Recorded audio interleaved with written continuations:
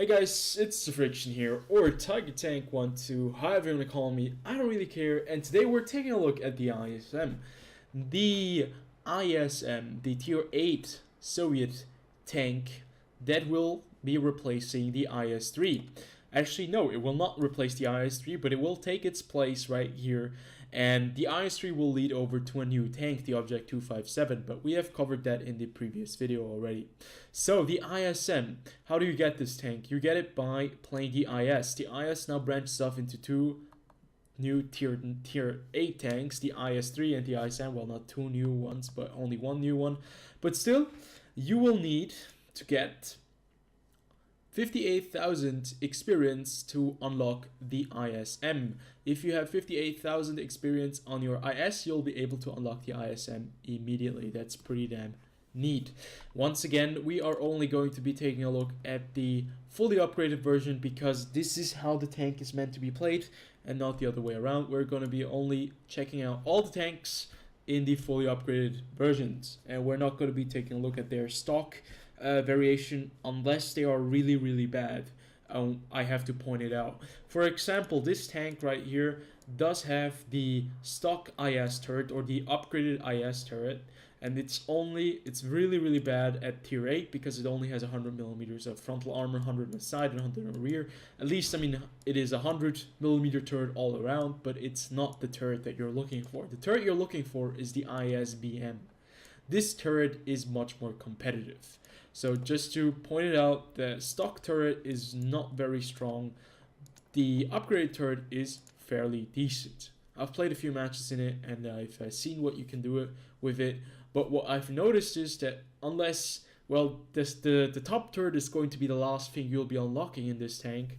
So that you should keep in mind, because before you unlock the top turret, you will be playing with the stock turret and you'll have to unlock the tier 9 gun first, because other than that you'll be running around with the 122 millimeter gun that every other Russian tank has, and you will first have to unlock the top gun and then the turret, which does kind of suck because I would much rather have the good turret, maybe the bad gun, and then the good gun in the end.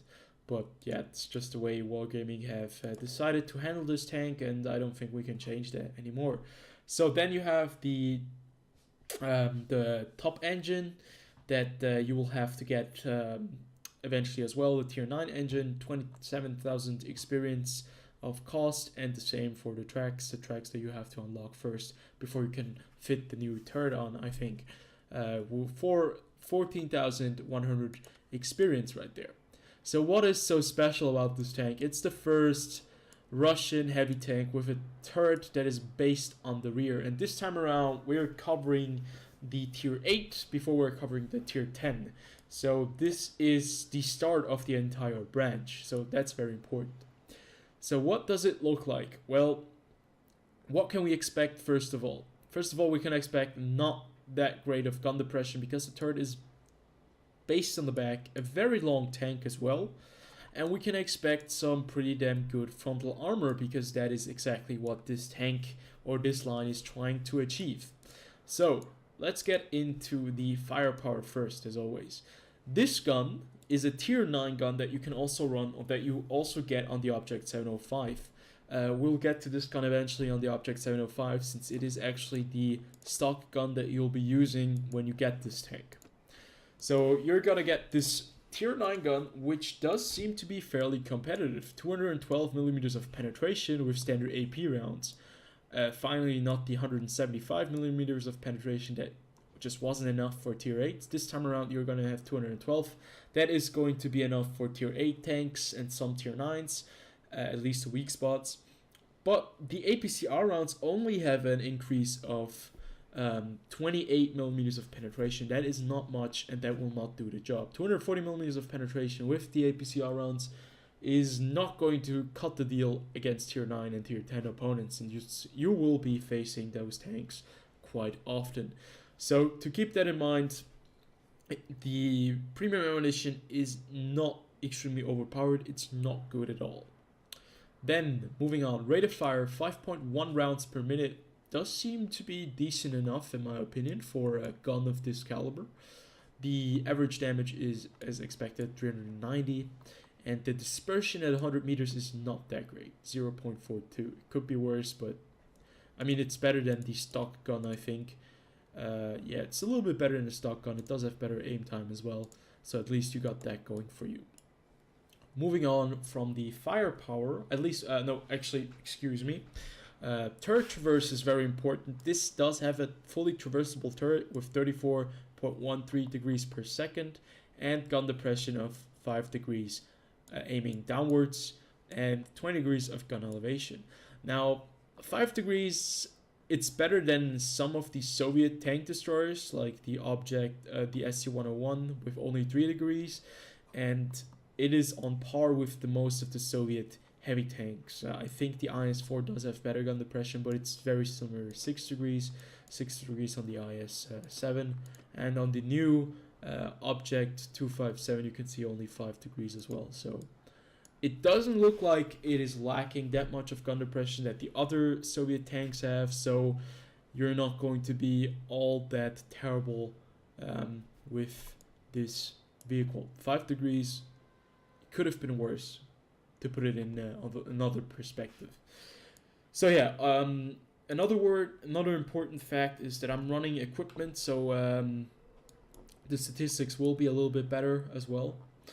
Moving on to the survivability, this tank does have 1,500 hit points, same as the IS-3, so it's going to be fairly competitive at tier 8, at least with its HP.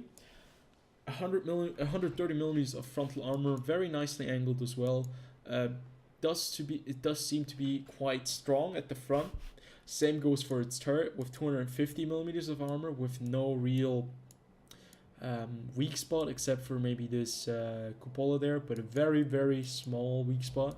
You do have 2 flat surfaces here though that could be a potential target, at least the gun mantle right here. That could be a potential target for heat. I'm not sure, but I haven't been penetrated there yet. I'm not sure if you're going to be able to penetrate it very reliably with premium ammunition, but that seems to remain to be seen. Oh my god, I can't speak anymore. 120 millimeters on the side armor is like very competitive as well. It's just as strong as the frontal armor. The front armor is just much better angled. You have the lower plate, which is the weak spot right here. It does still sport, I think, 170 millimeters of effective armor because it's like a little bit angled down, but still it's the main weak spot on the front of the tank. Then you have the 120 millimeters side armor, very flat, easily penetratable. The rear with 80 millimeters, it's all around, it's a very nicely armored tank. Same goes for the turret, 140 on the side and 120 on the rear. So high explosive on the rear or on the side is not going to be an option because this tank is very well protected. It's nicely angled at the front, but once you're facing this tank like this, you can actually shoot this part right here, the side where the hull actually transfers over the front, fuses over to the side. It is actually quite flat on certain parts. It is rounded, so that makes it a little bit more difficult to shoot it at like this angle, but at the same time, because of the shape of the hull, you can still shoot the tracks right here and do damage at this angle. Now at this angle, the cheeks are a much better option, since the tracks will just be over angled and it will almost auto ricochet. As well, the tracks will give the tank some additional armor as well. So all in all, I would say the armor on this tank is the reason why it's fairly competitive. The gun is decent, but the armor will give this tank just that little bit of an edge. Now going over to mobility, this tank is okay, 35 kilometers going forward with the top engine. If we have the stock engine, it's still the same speed, but the specific power is not as great as with the top engine. 12 kilometers per hour going backwards, nothing too crazy, nothing to write home about. 27.7 degrees traverse speed. Now this is where we are getting a little bit in the very awkward and uncomfortable territory of this tank.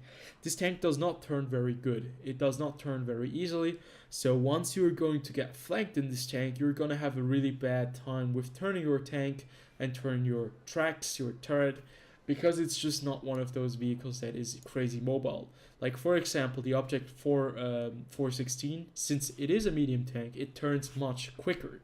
But also at the same time, the Object 416 doesn't have a fully traversable turret, which this tank does actually have. So this is going to be the main weak spot. The main issue of this tank is going to be to turn this tank around in time to address new threats, for example. Concealment, we're not going to speak about that because like it's a heavy tank. It's not supposed to be concealed somewhere in the bush. Spotting, 358 meters view range. Now the spotting on this tank, I'm not sure, but the view range it's lacking 350 meters, like at tier 8. I want to check if the IS-3 has more. Well, actually, it's very interesting. Only 350 meters of view range. It's not very competitive in my opinion. But yeah, this tank is not meant to be spotting. This tank is meant to be taking the brunt of the offensive somewhere in a close quarter combat. And that's exactly what we're going to try and find out how well this tank does fare against equal tier opponents, lower tier opponents, and higher tier opponents in World of Tanks. And that's exactly what we're going to do right now. Let's jump over to the 2 battles that I've prepared for you guys, and then we'll have a conclusion of what I think of this tank. So the first game that I prepared for you guys is pretty much just a fully tier 8 match. We're going to be going up against a lot of ISMs. And this is where we have our work cut out, because the 212 millimeters of penetration do seem nice enough for this kind of gun against, let's say, the Panther 2 or the AMX GDC, even the IS-3. But against a tank that does not have any real big weak spots at the front, like the ISM, you're going to have a very bad time. Even with the 240 millimeters of penetration, you are not going to be reliably penetrating these tanks unless you always hit the weak spots. And that's exactly the issue that I have with this tank. It's quite nicely armored.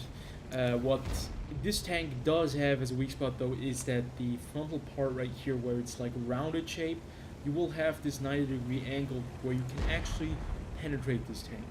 Now, another issue with this armor is that the top part of the tank is very, very badly armored as well. So once you'll have a tank that is actually on a higher ground or is taller than this vehicle, which is by no means an uncommon feature, they will be able to penetrate your tank without a problem by shooting down onto your top deck. Same goes for this angled frontal part of the tank. Once the tank is on top of this vehicle, bigger than this vehicle, they will be able to penetrate and overmatch the 130 millimeters of armor, because the angle all of a sudden turns into a 90 degrees angle, and all of a sudden you do not have all these bonuses of, you know, the additional armor that that angle does give you. So what you can see right here, another feature that I really don't like is the track force. This tank is so slow. It does have, I think it has terrible ground resistance statistics, because it's just not very mobile. It's not very good at turning around. But what it is good at least in my opinion, is it does have a decent enough rate of fire with this kind of gun. The accuracy and the aim time is not as terrible as I thought at the beginning, and once you get these signed, you know, shots at this tank, you'll be able to penetrate it without a problem. And this is exactly what you can see right here. We're pretty much facing ourselves on the other side of the team all the time, but once you actually have to shoot the frontal part of the turret, or even like this, when the guy is just angling it over a little bit the other side, you're gonna have a tough time. And that's what I noticed playing this tank on the test server. But once you get a shot on the turret, you're going to get pretty much an easy damaging shot. So moving on, the gun depression up until this point, 5 degrees, didn't really tend to be that much of a problem for us. we managed to make it work here, and the armor wasn't really tested that much, but you'll see just in a second what can go wrong very, very quickly. 130 millimeters of frontal armor does not withstand 240 millimeters of pen with the APCR rounds. And at the same time, I'm gonna stop it real fast. He was on a slope, that was why he was shooting down at me, and he was pretty much shooting down at the front of my tank, and that is why he was able to penetrate this vehicle from the front. So keep that in mind. And also you could see that I put him, like I hit a shot into his engine compartment, and that is one of the things you'll be finding yourself with these kind of tanks a lot, and that is having caught a fire, or having a knocked out engine, or even a dead driver. That's what I have noticed with these kind of tanks that have a rear placed turret. Their engine does always seem to be a big target and very, very quickly destroyed in each and every match. This tank is no exception. Now once again right here, I'm surprised that this gun is doing this well. I think it mainly has to do with the attribute that the round here is not very slow. It's like what you can see right there is I try to snipe the cupola, but I don't manage to do it, and I get taken out by a teammate. But this is the test server, this is what happens in this server, so I'm not taking it personal. It's just people are retards in the test server area. So yeah, how do you think I performed in this game? Well, in my opinion, I performed, at least this tank performed quite well against other tier 8s. Now, most of the time I was only fighting other ISMs, but you can see that their main advantage right here is they have a pretty damn tough frontal armor. But once they turn their tank a little bit, their side gets exposed, and well, you're pretty much left out in the open to die with this tank. So what is important with this vehicle? Well, this was a good game, but you cannot get outflanked by anything because you cannot turn around quick enough. You have like a horrible turn speed. You don't have enough protection on the side. Your gun is good, but it's not good enough against tier 9 opponents, and that is one of the things we'll be looking at right now. And what you can just see is that it is fairly competitive against these tier 8 tanks, and I would say against tier 6 tanks it wouldn't fare too bad. But once this tank is like overwhelmed by a massive amount of number of enemies, or just let's say two or three tanks that are flanking this tank, you're gonna have a very, very bad situation. But what other tank wouldn't have a bad situation? But right here you would have a much, much worse time than, let's say, for example, the IS-3, because this tank doesn't turn its turret around fast enough, it doesn't turn its track around fast enough.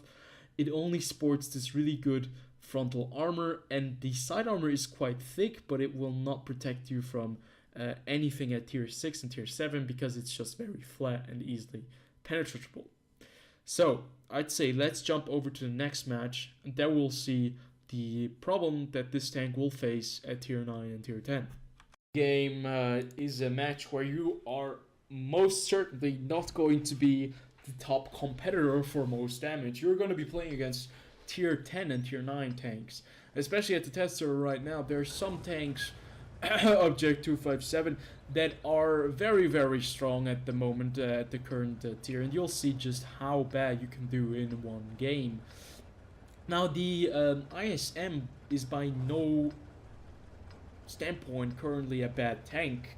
I think it's what it does best is side scrape, and this is exactly what you should be doing with this tank. But since people are finding out how to play this tank and just getting the first few matches in, they don't really know what to do, and sometimes the test server can be very, very chaotic. So a real glimpse in how well this tank can really do, you will pretty much only get that once the live servers come online and people will start to play a bit more cautiously, because it's their real their real live server and their real account. So the ISM in this matchup, we're playing against some tier 9s and some tier 10s. You're not top tier anymore. You're going to be facing some vehicles that have way too much armor to be able, to even be penetrated by 240 millimeters of pen. So what does this leave us with? It leaves us with a supporting role. This is exactly what you have to do at tier 8. If you're faced in such a game, you have to be a supportive tank, where you intervene and try to help your higher tier tanks to go to victory, maybe just do some damage at the same time. That is always nice. So we haven't really talked about the gun depression or the mobility. Now, the 35 kilometers per hour mark doesn't seem to be that much of a problem with this tank. It's not the slowest, but it certainly isn't the fastest either. It's like in the middle branches right now, where you can get around the map at a sufficient enough, at a good enough time, where you can still be of assistance to your team, where you're not the first one there. Now, that doesn't need to be a bad thing. But what we have been talking about is the horrible traverse of this tank. It's just very, very bad. What you can see right there is just that there's a tank, a tier 9, that we just bounced on its rear. And this is just what you're going to be expecting with this tank. No, actually, this is the Object 257. It's one of the strong. It's like crazy. I've played this tank a few matches, and you'll see in the video. You'll see what I think of this tank in another review. And you can see he easily penetrated us with a heat round on the side right there. I can show you guys there. The side part of my tank. It's just such a long tank that it really is a big target. We do make another big mistake over here. We pop out and give the Object 263 a nice side profile, and now we're already down to 526 HP. And since your tank is very, very large, it presents a big weak spot on the side. You're going to be struggling in certain situations, and this is exactly what I meant with, do not get like in over your head with several tanks, because you will just not be able to do as much as you would like to in certain situations. So what we are fighting right here is a Chrysler GF, a tank that is very similar to this vehicle, turret on the back, and it does actually have very good hull armor, but we still managed to penetrate the lower plate. So the tier 9 gun is at least competitive enough against those tier 8 tanks and the tier 9 vehicles if you have the side profile. But it gets really frustrating once you kind of are out in the open with this tank, because it's just such a big side profile. And you can see right here, we get penetrated by the ISM. Unfortunately, it's the test server. People will play like this jerk, and we lose a lot of our HP, and we're unable to penetrate the lower plate of the ISM on the other side there. It shows you that this tank, it wants to be this very strong frontal armored vehicle, but at the same time it just it has so many flaws. But let's talk about it in the garage. So after a few battles, what do I think of this tank? Well, it's kind of difficult to say. I played the other vehicles as well, and right now the feeling that I have with this tank is that why would you want to play a ISM when you can play IS3, for example? This tank does have nice armor. I think this is the main idea behind this new branch, that these tanks will come with great armor, but at the same time, I mean, at least this vehicle right here, its gun is decent, but it's nothing special. The IS3's gun is much better. It's better. I think it's better gun handling. It's much better penetration with the premium rounds. It's better penetration with the standard rounds. It's just a better all-rounder. This tank is kind of the back drops are worse than, like, the cons outweigh the pros on this vehicle, in my opinion.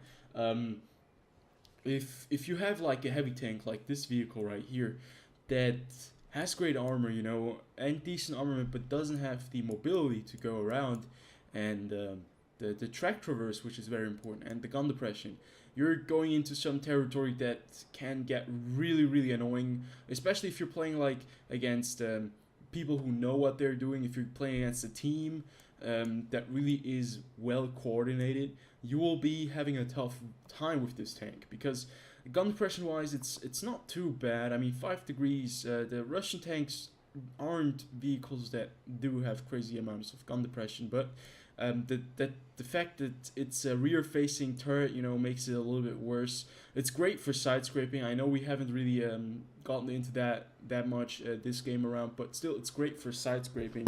It's definitely a vehicle where you want to sit in a position and use your frontal armor to your advantage. The turret is very strong for that as well. 200 millimeters, at least we're talking about the fully upgraded turret.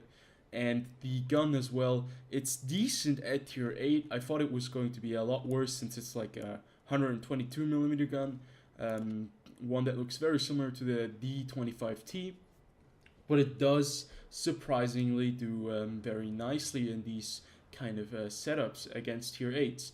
But against tier 9s and tier 10s, you're going to get into a lot of trouble, because the APCR rounds right now are just not what you're expecting of premium rounds at tier 8. You at least would be expecting like 250, 260 millimeters of penetration, so that you could reliably penetrate those weak spots of tier 10 tanks. Like, I mean, against a mouse, you're still gonna have like huge problems, but against like a E75, or let's say a M103, okay, 212 will be enough to go through an M103, but like a Type 4 Heavy, you need the 260 millimeters of penetration to go through them, because let's face it, these tanks are so ridiculously overpowered. The Type 5 Heavy, the new French heavy tanks, they're ridiculously overpowered with the armor that you will need premium ammunition. So this is my final kind of preview verdict. Now keep in mind, all the stuff right here is still subject to change. I am reviewing, or I'm not reviewing. This is not a review, this is a preview. I'm previewing this vehicle at the beginning of the test phase. This is going to go on for a few weeks, I'm not sure, I think 2 weeks probably. And during this time, Wargaming will collect these statistics. They will see what's going to happen. They will adjust these tanks accordingly. So is it right now an overpowered tank? Not really, in my opinion. It's like almost an underpowered vehicle right now with the gun. You're not able to do that much against higher tiers, especially. Your armor does hold up, but it's not that like it's the crazy ass armor of a Type 5 or something like that at tier 8. It's just, you know, if you have the front face to them, you're going to bounce, most definitely. But if you're getting outflanked, you're not going to bounce anymore, and then you'll see all the weak spots of this tank. Bad traverse, bad like, okay, decent gun handling, but still bad pen. And it will all add up, and it's not going to be one of those experiences where one of those experiences where you will be thinking, wow, I'm glad that I have this tank where I can do good against other tanks by myself. It's not going to be like that. So yeah, I'd say this wraps it up. As always, like, comment, and subscribe, and I'll see you guys in the next one.